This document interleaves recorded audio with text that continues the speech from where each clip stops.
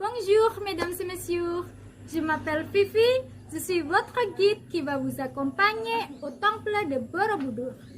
Le temple de Borobudur a été bâti au 8e et 9e siècle par la dynastie Shailendra.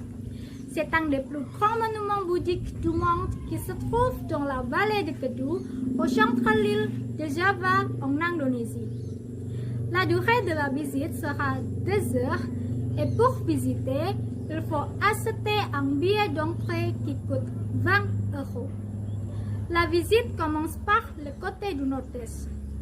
Ensuite, on va observer la partie inférieure de la construction et puis on va monter au premier étage pour faire un tour selon les guides du monde. Enfin, on va monter au sommet. Il y a quelques règles qu'il faut respecter. Ce sont: ne fumez pas au temple et il faut utiliser le pantalon. Le temple principal, construit en 3 niveaux. Ce stupa se trouve autour d'une colline qui était un centre naturel. Le premier niveau, c'est Kamadatu. C'est la base pyramidale comporte 5 terrasses carrées concentrées. Le deuxième niveau est Rupadatu. C'est la base d'un cône de 3 plateformes circulaires. Et le troisième niveau, au dernier niveau, on appelle Arupadatu. C'est un stupa monumental au sommet. Les murs et les balustrades sont décorés de bas-reliefs finement sculptés de 2520 mètres carrés. Autour des plateformes circulaires, il y a 72 stupas ajourés, chacun contient une statue de Bouddha. La division verticale du temple de Borobudur, en bas, grotte et superstructure chacun parfaitement avec la conception de l'univers dans la cosmologie bouddhiste. Alors, l'univers est divisé en 3 sphères superposées. Ce sont Kamadatu, Rupadatu et Arupadatu. Ils représentent respectivement la sphère du désir, des formes et du détachement des formes.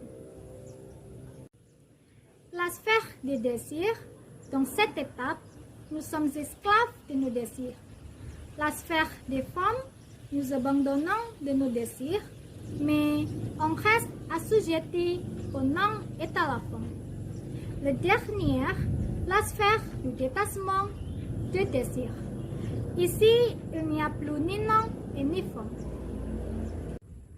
Au temple de Borobudur, il y a 6 mudras. Le premier est Dhyani Buddha Amoksidi qui se trouve au nord. La geste des mains, on l'appelle Abhaya Mudra. Le son de symbole est courage et témérité.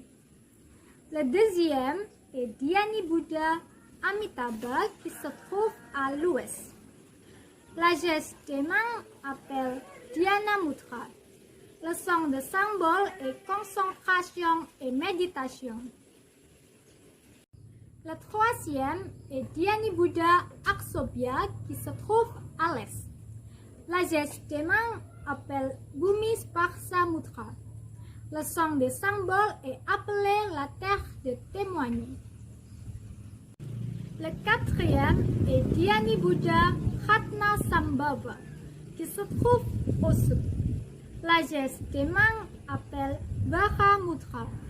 Le son de symbole est bénévole. Le cinquième est Dhyani Buddha Vajrasattva qui se trouve à Zénith. La geste des mains appelle Dharma Chakra Mudra. Le son de symbole est tourner la roue de la justice. Le sixième ou le dernier mudra est Dhyani Buddha Vairocana qui se trouve à Zénith aussi. Le geste des mains appelle Vitarka Mudra. Le son de symbole est raisonnement et vertu.